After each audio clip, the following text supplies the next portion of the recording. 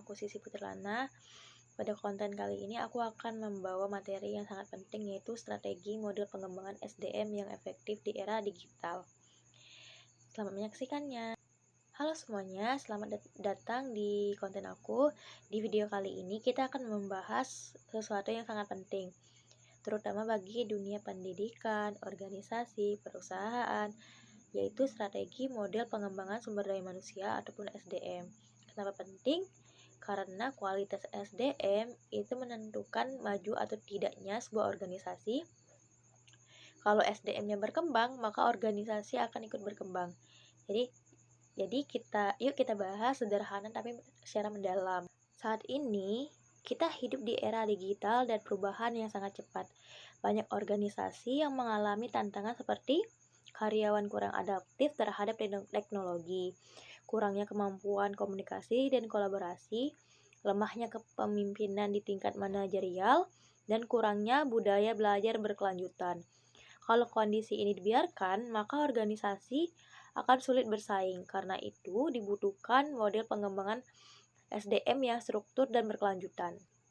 Jadi SDM bukan hanya soal tenaga kerja, tapi mencakup pengetahuan, knowledge, keterampilan, skill, sikap, dan perilaku adalah attitude. Jadi pengembangan SDM berarti meningkatkan 3 aspek yang seimbang. Yaitu ada strategi pertama itu coach. Coach adalah proses pendampingan yang dilakukan atasan atau mentor untuk membantu individu menemukan solusi sendiri.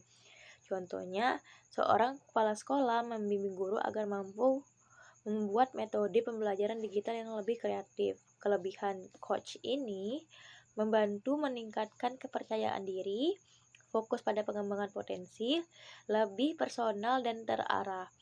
Coach ini sangat efektif dan untuk meningkatkan SDM jangka panjang.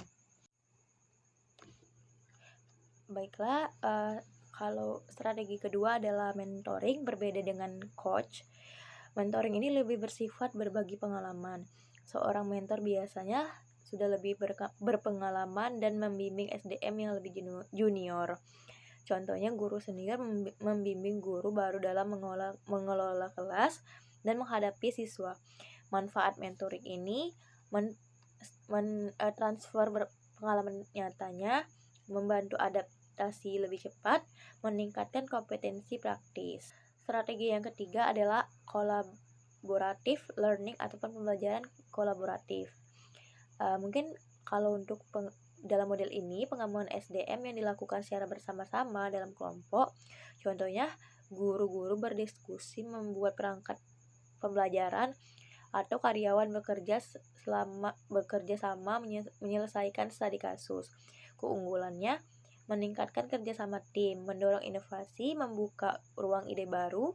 Di era sekarang, kerja individu saja tidak cukup. Kolaborasi adalah kunci utamanya. Selanjutnya ada pelatihan berbasis kompetensi. Artinya pelatihan ini tidak dilakukan secara umum tetapi berdasarkan kebutuhan nyata. Misalnya pelatihan teknologi digital untuk guru, pelatihan komunikasi untuk staf pelayanan, pelatihan kepemimpinan untuk manajer. Dengan model ini SDM lebih cepat berkembang karena sesuai dengan kebutuhan lapangan. Strategi yang terakhir ada evaluasi berkelanjutan. Pengembangan SDM tidak hanya berhenti setelah pelatihan ataupun kegiatan selesai. Harus ada evaluasi kerja, feedback rutin, perbaikan sistem, pengukuran hasil pengembangan. Dengan cara ini, organisasi memastikan bahwa SDM benar-benar berkembang, bukan hanya formalitas saja. Jadi teman-teman, strategi pengembangan SDM yang efektif meliputi 5. Pertama itu coach, mentoring, collaborative learning, pelatihan berbasis kompetensi, dan evaluasi berkelanjutan. Jika semua ini diterapkan secara konsisten, maka SDM akan menjadi lebih profesional, adaptif, dan siap menghadapi tantangan zaman. Terima kasih sudah menonton video ini. Jangan lupa share dan subscribe untuk konten pengembangan pendidikan dan SDM lainnya.